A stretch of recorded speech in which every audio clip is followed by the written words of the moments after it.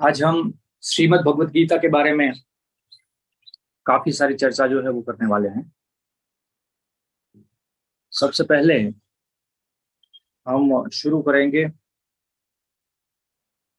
कल के दिन के ऊपर, जो कि थी गुरु पूर्णिमा। गुरु पूर्णिमा एक ऐसा त्योहार है, एक ऐसा दिन है जो कि हर कोई मनाता है। हमारे में काफी सारे त्योहार होते हैं, जैसे दिवाली होती है, दशहरा होता है। अभी श्रावण मास जो है वो आएगा। कहा जाता है श्रावण मास जो है वो ब्राह्मणों के लिए काफी अ, अच्छा होता है। ब्राह्मण उसे अच्छी तरह से मनाते हैं, व्रत वगैरह रखते हैं। दशहरा जो है वो क्षत्रियों के लिए अच्छा होता है। दिवाली जो है वो चारों वर्ण के लिए, मनुष्यों के लिए अच्छी होती है। लेकिन एकमात्र ऐसा त्योहार है गुरु पूर्णिमा, जो कि सब मनाते हैं, जिसे मनुष्य भी मनाते हैं, जिसे देवता भी मनाते हैं, वो भी बृहस्पति के पास जाते हैं। जिसे राक्षस भी मनाते हैं, वो भी शुक्राचार्य के पास जाते हैं। और हर कोई अपने अपने गुरु की आराधना करता है, पूजा करता है। तो ऐसा एक विशेष त्योहार जो कि है गुरु पूर्णिमा। और आज हम जिसकी शुरुआत करने वाले हैं उसको तो जगत गुरु ही कहा गया है। हाँ, वासुदेव श्री कृष्ण। श्री कृष्ण को जगत गुरु कहा गया है। हम सब ने बचपन से सुना है कि श्री कृष्ण जो है वो जगत गुरु है। किस तरह से जगत गुरु है?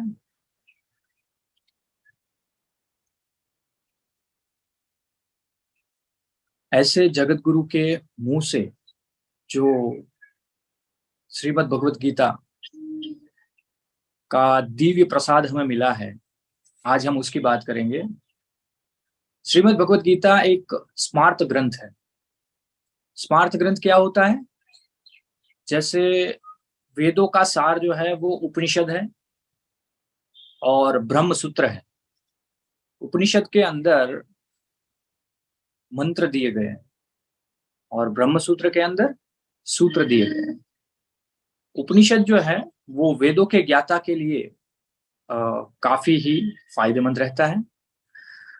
जो वेद जानते हैं वो उपनिषद का अध्ययन कर सकते हैं, अभ्यास कर सकते हैं। ब्रह्म सूत्र जो जिज्ञासु है, जो आत्म तत्व में विलीन होना चाहते हैं, उसके लिए ब्रह्म सूत्र है। लेकिन कहा जाए तो ये दोनों जो है, उपनिषद और ब्रह्म सूत्र, इसके लिए आपको कुछ ना कुछ अभ्यास जो है वो करना होगा। लेकिन पूरे विश्व में श्रीमद् भगवत गीता एकमात्र ग्रंथ ऐसा है जो कि किसी धर्म, किसी मत, किसी पंथ, किसी आश्रम, किसी वर्ण, कहीं पर भी बाध्य नहीं है। ये हर व्यक्ति के लिए है, हर जीव के लिए। जैसे अलग अलग मत होते हैं, द्वैतवाद, अद्वैतवाद, विशुद्वैतवाद, द्वैताद्वैतवाद। श्रीमद् भगवत गीता किसी वाद का भी नहीं है। जैसे अलग अलग मत होते हैं, अलग अलग पंथ होते हैं। अभी बहुत सारे पंथ हैं। इवन सनातन धर्म के अंदर भी अलग अलग पंथ हो गए हैं। और फिर कहा जाता है कि सनातन धर्म से कोई अलग धर्म वैसे है ही नहीं। जो भी है, अलग अलग मत और अलग अलग पंथ है। हिंदू है, मुस्लिम है, सिख है, ईसाई है, ये सब अलग अलग मत और पंथ है। श्रीमद् भगवत गीता हर जीव के लिए है, चाहे वो किसी भी देश में हो, किसी भी धर्म में हो, किसी भी पंथ में हो। क्योंकि यहाँ पर जो भी लिखा है वो किसी धर्म विशेष, किसी मत विशेष, किसी पंथ विशेष, किसी वर्ण विशेष के लिए नहीं लिखा है। यहाँ पर जो भी लिखा है वो यूनिवर्सल ट्रुथ है। परमात्मा हर जगह पे है, जीव हर जगह पे है, प्रकृति हर जगह पे है। तो यहाँ पर जो भी दिया है वो प्रकृति के लिए, जीव के लिए, परमात्मा के लिए, इन सब के लिए। बुद्धि हर में है, हर किसी में है। श्वास जो है वो हर कोई लेता है। तो ये सारी चीजें जो है वो श्रीमद् भगवत गीता के अंदर कही गई है। श्रीमद् भगवत गीता में श्लोक है, लेकिन स्वयं भगवान के मुख से वो श्लोक आए हैं, इसलिए एक एक श्लोक यहाँ पर एक एक मंत्र की तरह है।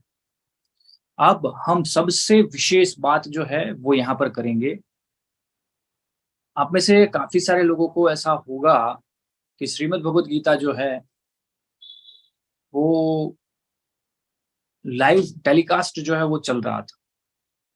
हम सब जानते हैं संजय ने धृतराष्ट्र को ये पूरा वृतांत जो है वो कहा था, लेकिन कितने लोग हैं वो ये जानते हैं कि श्रीमद् भगवत गीता लाइव टेलीकास्ट नहीं था, वो रिकॉर्डेड प्रीव्यू था। बिल्कुल सही है। श्रीमद् भगवत गीता कब हुई, कैसे हुई और कैसे इनका इन्वेंशन हुआ, ये मैं आपको जरूर से आज बताऊंगा। जब धृत क्रीड़ा यानी कि जुआ खेल रहे थे दुर्योधन और युधिष्ठिर, जिसमें युधिष्ठिर जो है वो हार गए, उसके बाद 12 वर्ष का वनवास और 1 वर्ष का अज्ञातवास चल रहा था, वो सब खत्म हुआ 13 साल जब पांडव वन में रहकर आए। उसके बाद आधा राज्य देने की बात हुई थी, लेकिन दुर्योधन ने स्पष्ट कह दिया कि मैं आधा राज्य तो क्या, सुई की नोक रह सके उतनी जमीन भी इन पांडवों को नहीं दूं। तत्पश्चात माता कुंता की आज्ञा से पांडवों ने युद्ध करना स्वीकार किया और युद्ध करते वक्त धृतराष्ट्र, जो कि देख नहीं पाते थे लेकिन फिर भी कार्यकारी राजा थे। कार्यकारी राजा वो होता है जब जब तक उस सिंहासन का राजा नहीं आता तब तक उसको कार्यभार संभालना होता है। तो हस्तिनापुर का कोई राजा नहीं था, वो सिर्फ एक कार्यकारी राजा, जैसे हम कहते हैं ना टेम्पररी, तो वो बस ऐसे टेम्पररी ही थे, लेकिन वो टेम्पररी बहुत साल चले थे। महर्षि वेदव्यास, जो कि उनके पिता भी थे, उन्होंने धृतराष्ट्र को कहा कि ये संहार रुकने वाला नहीं है, इस युद्ध को कोई रोक नहीं सकता, सब मरने वाले हैं, बहुत सारे क्षत्रिय जो है वो मरने वाले हैं, तो मैं दिव्य दृष्टि दे सकता हूं जिससे ये युद्ध आप स्वयं देख सको। लेकिन धृतराष्ट्र ने कहा कि पूरे जीवन मैं अंधा हूं और अब मुझे मेरे परिवार को मरते हुए नहीं देखना है, मेरे वंश को मरते हुए नहीं देखना है। तो ये आप संजय को दीजिए, संजय जो है वो मुझे बताएंगे। अब रहस्य की बात ये है, संजय युद्ध के 10 दिन तक युद्ध क्षेत्र में ही थे।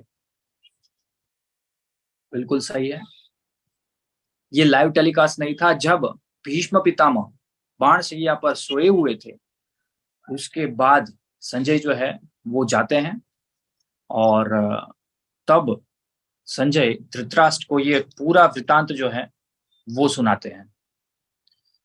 तो बहुत सारी जगह पर ये चीज मानी जाती है कि संजय लाइव टेलीकास्ट पर दिखा रहे थे, लेकिन ऐसा बिल्कुल नहीं है।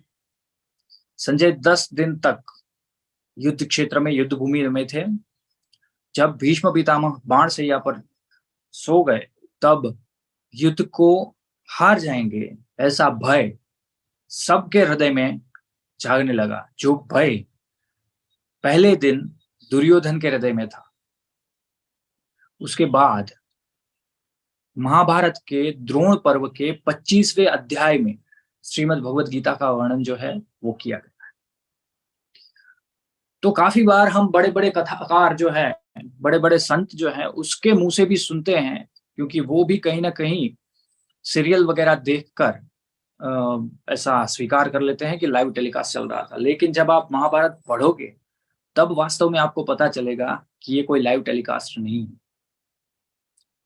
तो ये सबसे बड़ा सीक्रेट अपने आप में श्रीमद् भगवद गीता का, मैंने आज आपको कहा कि श्रीमद् भगवद गीता कोई लाइव टेलीकास्ट वाली बात नहीं। किसने किसने देखी थी ये? दो व्यक्ति ऐसे जो कि श्री कृष्ण और अर्जुन के अलावा के थे। एक थे संजय, जिनको हम जानते हैं, और एक थे बर्बरिक, जो कि भीम के पौत्र थे। ये दो व्यक्तियों ने ये पूरा वृतांत जो है वो देखा था, और उसमें से वर्णन जो है हम किससे सुन पा रहे हैं? हम संजय से सुन पा रहे हैं। तो संजय, जो कि अपने आप में एक दीर्घदृष्टा था, जिसकी दृष्टि काफी दूर तक वो देख सकता था, ऐसा संजय जब श्रीमद् भगवद गीता के बारे में हमें सुनाता है, तब बार बार ऐसा लगता है कि वो कहीं ना कहीं धृतराष्ट्र को ये कह रहा है कि महाराज, युद्ध के 10 दिन बीत चुके हैं, भीष्म जो है वो बाणशैया पर है, अभी भी अगर आप चाहें तो ये युद्ध को रोक सकते हैं, और रोकना ही चाहिए। अगर नहीं रुका तो आपका वंश जो है वो यहाँ पर खत्म हो जाए। लेकिन धृतराष्ट्र ने कभी भी ऐसा कोई एफर्ट्स नहीं लगाया कि वो युद्ध को रोक सके। और अब हम बात करते हैं महाभारत के बारे में। काफी बार हम सुनते हैं कि महाभारत नहीं पढ़नी चाहिए। इसका दोस्तों कोई प्रॉपर लॉजिक नहीं है क्यों नहीं पढ़नी चाहिए। मैं कहता हूं महाभारत जो है वो ज्ञान का ग्रंथ है, जरूर से पढ़ना चाहिए। महाभारत में आपको ये सीखने को मिलेगा कि आपको क्या नहीं करना है, और रामायण में आपको ये सीखने को मिलेगा कि आपको क्या करना है। लेकिन सबका सार जो है वो आपको मिलेगा श्रीमद् भगवद गीता से। श्रीमद् भगवद गीता अलग अलग लोगों ने अलग अलग बुद्धि के अनुसार बहुत सारे बड़े बड़े विवरण दिए हैं, लेकिन बहुत बड़ी बात यह है कि श्रीमद् भगवद गीता में कभी भी कोई भी परिवर्तन नहीं आया है। कभी ये ग्रंथ अपनी धारा से बड़ा नहीं हुआ है, और ना ही कभी छोटा हुआ है। पहले से इसमें 700 श्लोक हैं, और अभी भी 700 श्लोक ही है, और आने वाले भविष्य में भी 700 श्लोक ही रहेंगे। एक टीकाकार माधवाचार्य ने एक श्लोक में परिवर्तन करने की कोशिश की थी, और स्वयं श्री कृष्ण आकर उनकी ये भूल को सुधार कर गए थे। माधवाचार्य बहुत बड़े संत रह चुके हैं, और उन्होंने ऐसा लगा कि भगवान ने ये वर्ड, सिर्फ एक ही वर्ड, एक श्लोक आता है जिसमें भगवान कहते हैं योग क्षेम वहाम्यहम। उसका योग क्षेम मतलब उसका भार, जो संसार का भार जो है वो मैं माथे पर लेकर, वहाम्यहम, मैं खुद उठाता हूं। जो व्यक्ति इन इन चीजों को फॉलो करता है उसका भार मैं खुद उठाता हूं। माधवाचार्य को लगा कि यहाँ पर भगवान ने कुछ छोटी सी गलती कर दी है। भगवान देते हैं, ऐसा कह सकते हैं ना, उठाते हैं थोड़ा होता है। तो सिर्फ माधवाचार्य ने योग क्षेम ददाम्यहम, मैं ये जो कार्य है उसको देता हूं। योग क्षेम मतलब घर चलाने के लिए जो भी जरूरत की वस्तुएं हैं उसको मैं देता हूं, ऐसा चेंज कर दिया। फिर अगली सुबह, वो रात को लिख रहे थे, अगली सुबह वो नहाने गए। अब पहले तो ऐसे नल वगैरह थे नहीं, तो वो नदी पर नहाने गए। जब वो नदी से वापस आए तब माधवाचार्य जी की श्रीमती, उनकी पत्नी ने एक बात कही कि एक लड़का आया था छोटा सा, और ये जो है वो देकर गया है, उसके अंदर खाने पीने की चीज वस्तुएं थी, और उसको यहाँ से खून जो है वो निकल रहा था। तो माधवाचार्य ने कहा कि वो लड़का कौन था और क्या चीजें दी। तो खाने पीने की चीज दी, और माधवाचार्य जी की पत्नी ने कहा कि उस लड़के ने कहा कि आपके पति ने मुझे यहाँ पर मुंह पर मारा है, मैंने जो बोला वो उनको शायद पसंद नहीं आया, तो मुझे मुंह पर मार दिया और मुझे आज यहाँ पर खून निकल रहा है। तो उनको कहिएगा कि मैंने जो कहा है वो सही कहा है, मैंने कुछ गलत नहीं कहा है। वो कहकर वो लड़का चला गया और दिव्य तेज के साथ था। ऐसा वर्णन करते करते जब माधवाचार्य जी की पत्नी ने ये सारा वर्णन किया, तब उनको समझ में आ गया कि वो साक्षात बाल कृष्ण ही थे, और मैंने कल रात को जो गलती की उस गलती को सुधारने की बात कर रहे थे। वो योगक्षेम यानी कि जो भी कार्य करके जो भी चीजें मैं प्राप्त कर रहा हूं उसको अपने सर पर उठाकर मेरे घर तक पहुंचाया, यानी कि उसको वहन किया, खुद वहन किया और दिया। तो यहाँ पर कहने का सिर्फ तात्पर्य यही है कि 700 श्लोक में कोई भी परिवर्तन श्री कृष्ण के मुख से जब से ये श्रीमद् भगवद गीता निकली है तब से लेके आज तक कोई परिवर्तन अभी तक नहीं आया है। जो है एज इट इज है, लेकिन अपनी अपनी मति के अनुसार, अपने अपने ज्ञान के अनुसार लोगों ने अलग अलग तरीके से उसको इंटरप्रेट किया है। और जब तक एक योग्य गुरु या योग्य इंटरप्रेटर आपको नहीं मिलता है तब तक श्रीमद् भगवद गीता की भाषा समझ में नहीं आ सकती।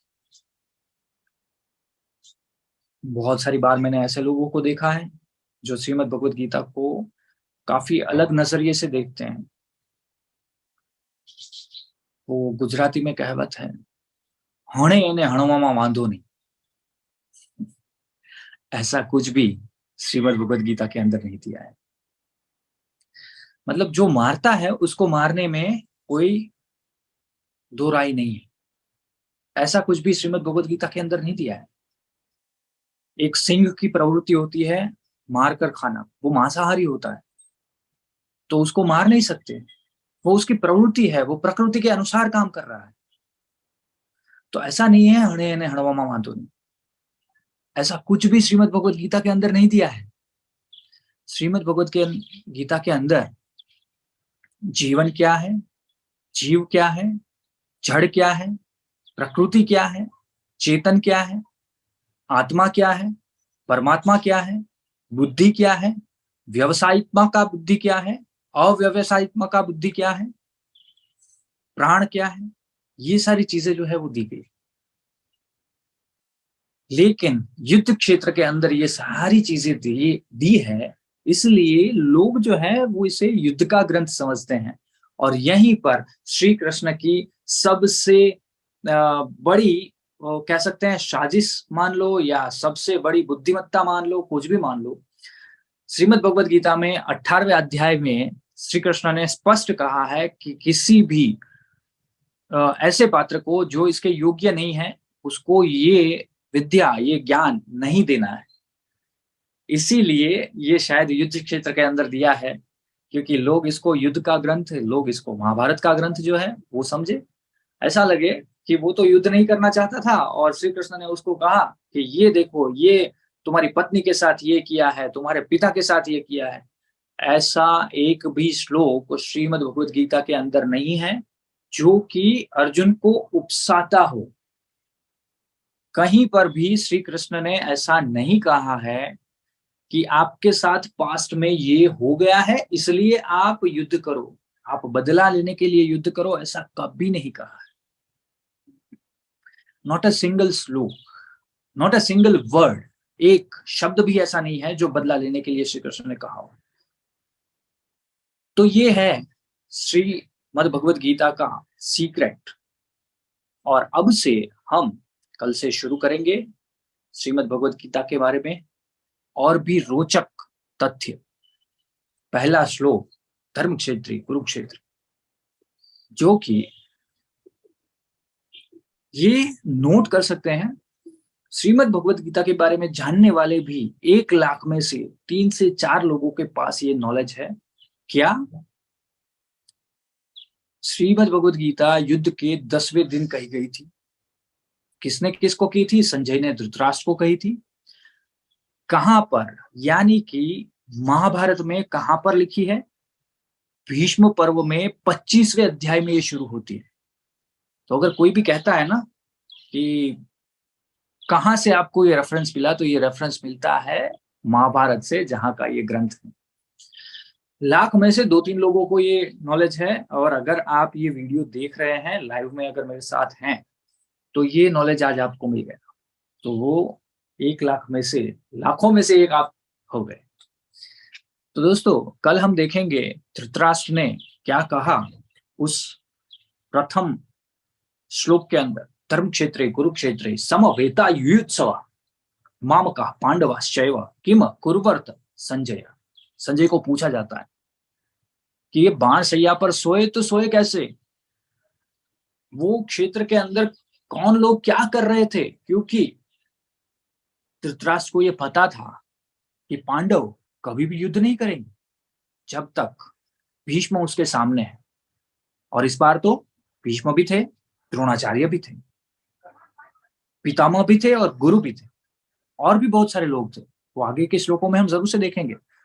तो यहाँ पर पूरा भरोसा था धृतराष्ट्र को कि युद्ध होगा ही नहीं, क्योंकि कोई शस्त्र ही नहीं उठाएगा, ना युधिष्ठिर उठाएगा, ना भीम उठाएगा, और ना ही अर्जुन उठाएगा। हो सकता है कि भीम उठा भी ले, लेकिन अर्जुन और युधिष्ठिर अगर शस्त्र को त्याग देते हैं तो भीम को भी त्यागना होगा। जब बड़े भाई ने और छोटे भाई ने भी त्यागा, तो भीम को भी त्यागना होगा, तो युद्ध होगा ही नहीं। तो यहाँ पर धृतराष्ट्र जो है वो जानना चाहते हैं कि युद्ध हुआ तो हुआ कैसे, शस्त्र कैसे उठाए।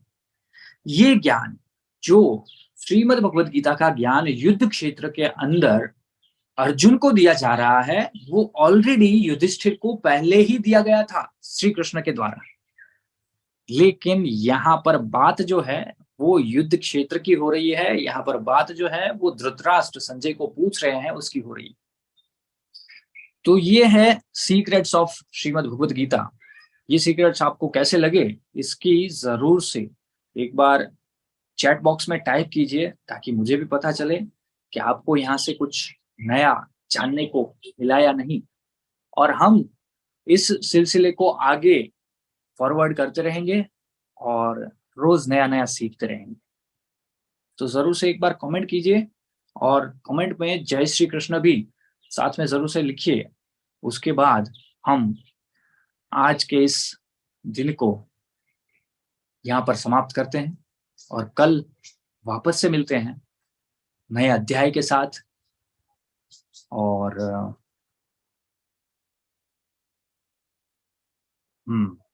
महाभारत तो बहुत शांतनु महाराज के समय से शुरू होती है। तो ये तो बहुत आगे जाके श्रीमद् भगवद गीता आती है, और बहुत रोचक तथ्य यहाँ पर जानने को जरूर से मिलेंगे। तो चलिए, आज के लिए बस इतना ही, और जय श्री कृष्ण के साथ हम इसको समाप्त करते हैं। जय श्री कृष्ण।